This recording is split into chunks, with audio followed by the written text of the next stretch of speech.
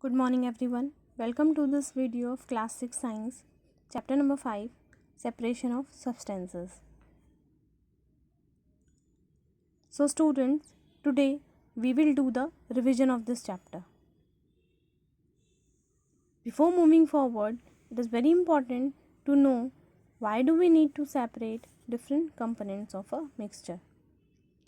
There are mainly two reasons behind it.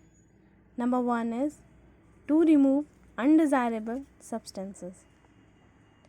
Suppose we have given a plate full of rice and it also contains pebbles and stones in it, and we have to cook this rice. So what will we do? First of all, we remove these undesirable particles that are stone and pebbles from the rice, and after that we cook this rice. So for this, separation is needed. The other reason is to separate useful substances which can be used separately. Suppose we want to drink tea. So what will we do? We make tea and filter this tea and separate the tea leaves and the liquid tea. Liquid tea is used to drink, but it doesn't mean that the tea leaves is of no use. Tea leaves also act as an excellent fertilizers for the plants. So we can use the liquid tea and the tea leaves separately. Suppose our mother separate lassi and butter from the curd, and both lassi and butter can be used separately. Lassi can be used to drink and butter can be used to make ghee. So due to these two reasons, separation is needed to remove undesirable substances and to separate useful substances which can be used separately. Now, there are different methods of separation of substances which we will discuss one by one. Different methods of separation are hand picking, winnowing, threshing, sieving, sedimentation, decantation, evaporation, condensation, and many more. Our first method of separation is hand picking. The process of removing substances from a mixture by hand is called hand picking. In this method, we remove the undesirable substances from a mixture by hand.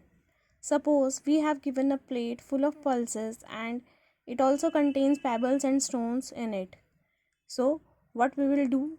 We will remove these pebbles and stones by hand, and the process is called hand picking. The next method is threshing. The process of separating grains from stalk is called threshing. What is threshing? Threshing is the process of separating grains from stalks. In threshing, there are two methods of separation. First is stalks are beaten manually to remove grains and to separate grains from stalk, or threshers can be used. Threshers are the machines which are used for threshing. The next method is winnowing. Winnowing is a method of separation used to separate heavier and lighter components of a mixture by wind or by blowing air.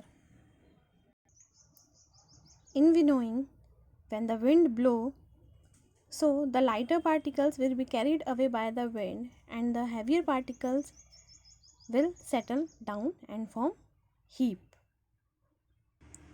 Suppose the heavier particles are grains and the lighter particles are husk.